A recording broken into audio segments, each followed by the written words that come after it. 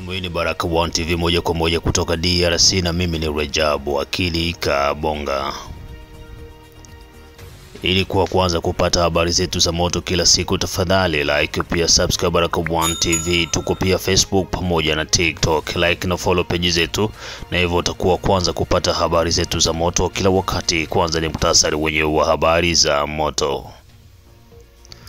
Kinshasa, serikali ya Jamhuri ya Kidemokrasia ya Kongo yazidi kuiangusha Rwanda. Kivu ya Kusini, raia waombwa kutokuamini tena wabunge pamoja na wanasiasa wa DRC. Kaziba, wanawake wazalendo walia kwa uchungu. Na ikiwa ni tarehe 30 za mwezi wa 4 2025 saa 12 saa za Afrika ya Kati, ikiwa ni saa 1 asubuhi majira ya Afrika ya Mashariki, na unapata matangazo yetu kutoka moja kwa moja nchini Jamhuri ya Kidemokrasia ya Kongo.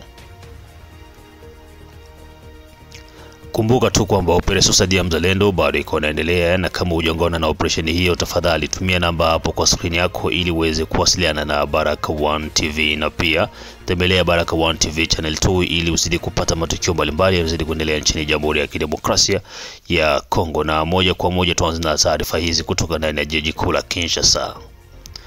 Serikali ya Jamhuri ya Kidemokrasia ya Kongo yazidi kuiangusha serikali ya Rwanda. Kupitia kwenye balozi za Umoja wa Mataifa ambako serikali ya Jamhuri ya Kidemokrasia ya Kongo ikiwakilishwa na waziri wa mambo ya nje Bi Teresa Wagner kwamba amekuwa akitetea DRC, na huku Rwanda ikishindwa kabisa kuweza kufua dafu mbele ya mwanamama huyo. Serikali ya Kongo imeweza kutoa udhibitisho vinavyoonyesha uwepo wa majeshi ya Rwanda nchini Jamhuri ya Kidemokrasia ya Kongo, na hivyo pia kuweza kuhakikishwa na Baraza la Umoja wa Mataifa, huku wawakilishi wa Umoja wa Mataifa wakitoa ripoti ya wanajeshi maelfu wa RDF kupatikana nchini Jamhuri ya Kidemokrasia ya Kongo, na huku pia wakitumia nafasi hiyo hiyo kuiba mali za nchi na kuendelea kuwapa nguvu magaidi wa M23. Mengine zaidi, huyu hapa waziri wa mambo ya nje wa Jamhuri ya Kidemokrasia ya Kongo. Aujourd'hui, il n'y a que le Rwanda qui prétend ne pas être présent en République démocratique du Congo. Il y a 2 jours, au Conseil de sécurité, 15 membres du Conseil de sécurité ont dénoncé la présence du Rwanda. Il y a quelques semaines, le groupe d'experts des Nations Unies a publié un rapport accablant qui parle de plus de 4000 troupes rwandaises sur le territoire souverain de la République démocratique du Congo. Des troupes qui tuent, des troupes qui pillent nos ressources naturelles, parce que ce même rapport parle de 150 tonnes de coltan exploitées et transférées vers le Rwanda de la République démocratique du Congo par les forces armées rwandaises et exportées sur les marchés internationaux sous l'étiquette du Rwanda. Donc, vous voyez qu'il y a des preuves accablantes. Même la presse qui est sur place à Goma peut vous dire et vous dit clairement qu'il y a des forces armées rwandaises présentes. Donc, nous voyons aussi que le Rwanda, encore une fois, dans son narratif illusoire, est complètement isolé. Le monde est conscient du fait qu'il s'agit maintenant d'un conflit armé entre 2 États et pas d'un conflit armé interne. Et c'est pour cela que notre plaidoyer pousse justement pour que les uns et les autres prennent leurs responsabilités, pour que ceux qui ont permis au président Kagame d'en arriver si loin le tiennent redevable. Na baada ya taarifa hizo kutoka huko, na moja kwa moja tuingie jimboni Kivu ya Kusini ambako raia waombwa kutokuamini tena wanasiasa pamoja na wabunge wa Jamhuri ya Kidemokrasia ya Kongo, zaidi wale ambao wanatokea mkoa wa Kivu ya Kusini pamoja na Kivu ya Kaskazini. Imekuwa ni takriban miezi kadhaa tokea uvamizi wa Rwanda kupitia M23 pamoja na RDF kuweza kuingia ndani ya mji wa Goma pamoja na mji wa Bukavu na vitongoji vingine vya mkoani Kivu ya Kusini pamoja na Kivu ya Kaskazini, lakini ukimya wa wanasiasa wa maeneo hayo pamoja na wabunge wa taifa umewafanya wananchi kutokuamini, na hivyo kulalamika na kuwaomba wakati wa uchaguzi raia kuweza kuwa makini, wasiwapigie kura watu ambao walikuwa wanaaminika labda wangekuwa na watetezi, lakini hao ndio wanaonekana kwamba ndani yao kuna ambao wanawaunga mkono magaidi wa M23. Viongozi wakuu ambao walikuwa wanaaminika katika mikoa ya Kivu ya Kusini pamoja na Kivu ya Kaskazini wamekaa kimya, wala hawajionyeshi. Hayajulikani wako upande gani, upande wa raia ama upande wa magaidi wa M23. Mengi na zaidi, huyu hapa mchambuzi wetu wa siasa kutoka jimboni Kivu ya Kusini. Cha maana ni kutambua ya kwamba mwanadamu ni mwanadamu. Tusikuwe tunadanganywa na watu wakati wanakuja, wakati wa election, unaanza kuwazia seme huyu ndio ataleta amani, huyu ndio atatusaidia, huyu ndio mwenye atakutetea. Mungu asipotutetea, mwanadamu hawezi tutetea. Tunajua ya kwamba wakati tulikuwa tunasikia Vitale Kamere iko Kinshasa, dunia nzima walijua kama kinara ya Kongo iko na mwanaume ni Vitale Kamere. Kumbe ule ni mujanja wa bajanja, gangi wa bagangi. Hata na nyie watu ya Bukavu mlijua ya kwamba hakuna mtu mwingine mwenye iko na akili ya Vitale Kamere. Lakini mpaka leo anatufalia nini? Watu wanakufa Bukavu bapata hivi, na enjo iko president wa parlement. President wa parlement ni president wa pays, lakini amefalia inchi nini?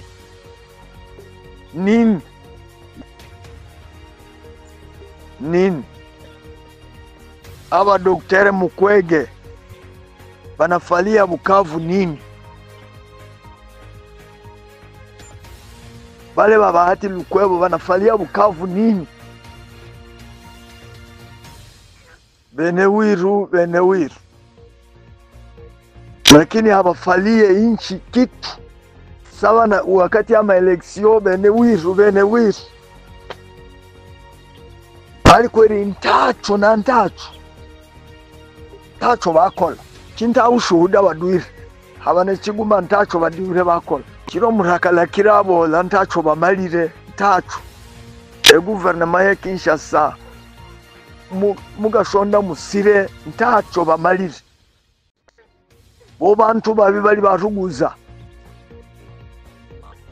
Bo bantu babi bali nyuma za M23. Boba yehere nisi. President wa parlema iko na ruhusa ya kusema ndege zitoke Kinshasa zikuye zipige M23 na zinatoka. Hakuna Kenya anaweza kusema wakatala. Lakini bananyamaza kimya. Walishatajirika bilishakaishi. Bakukufa wakufe habahangaiki. Wale batu haiko batu ni ba Freemason, mashetani wale. Hawako batu bazuri kabisa. Pole sana kwa watu ya Bukavu, pole sana kabisa. Vipindi mnavyopitia vraiment Mungu abasaidie sana. Hapa juzi nilisema ya kwamba mshahara ya depute mu miezi 10 iko na 300 et plus $1000. Agitosha $50,000 na mwingine atoshe $50,000 na mwingine atoshe $50,000. Silaha zitakosekana kwa wazalendo namna gani?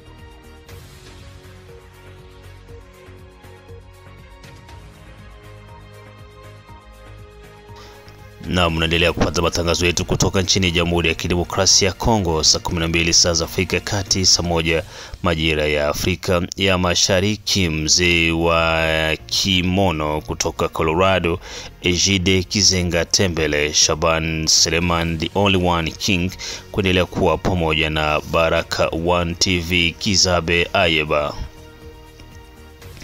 Pia unafuata matangazo yetu kutoka nchini Marekani, kutoka South Africa, East pamoja na Central Africa, kokote nchini Jamhuri ya Kidemokrasia ya Kongo, Australia pamoja na Europe. Hii ni Baraka1 TV. Na baada ya taarifa hizo, na moja kwa moja tuingie maeneo ya Kaziba ambako mapigano yaliyofanyika kati ya M23 pamoja na wazalendo. Wanawake wa wazalendo walia kwa uchungu. Kaziba ni eneo ambako ametokea aliyekuwa gavana wa Kivu ya Kusini Kantitima, na ambaye pia ni kiongozi wa chama kimoja cha kisiasa nchini Jamhuri ya Kidemokrasia ya Kongo, pamoja na wanasiasa wengine ambao mpaka sasa wazalendo wamekuwa wakipitia wakati mgumu wa kukosa risasi pamoja na kukosa chakula. Wale ambao wapo kwenye uwanja wa mapigano, kina mama ambao ni wazalendo, wamekuwa wakilaumu serikali na pia wakiwalaumu viongozi wa serikali na wale ambao ni watoto wa hayo maeneo kushindwa kabisa kufanya chochote kwa ajili ya kuwasaidia wazawaza ambao wapo kwenye uwanja wa mapigano. Mengi na zaidi, hebu tusikilize ujumbe huu.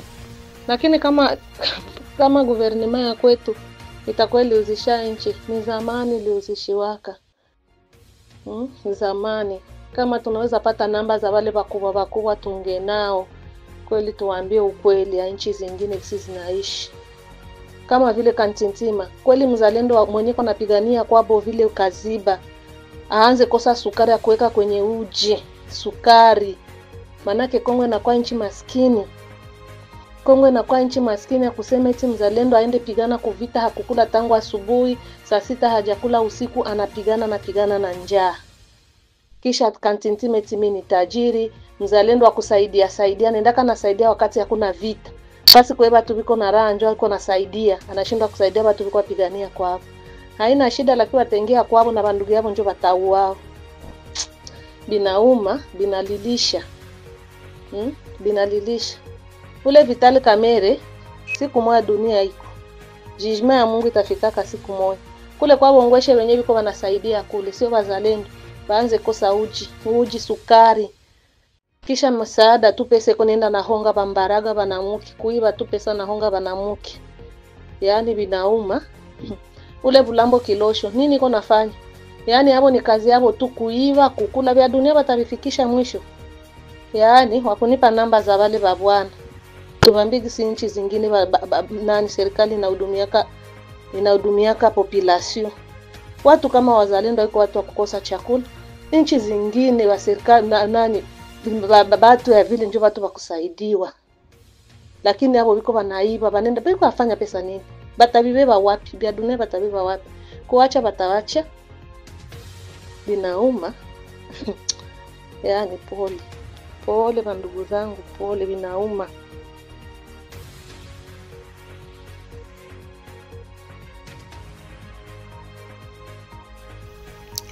Na asante sana kuendelea kuwa pamoja na Baraka1 TV, na hayo ndio ambayo tulikuwa tuko nayo kwa asubuhi ya leo.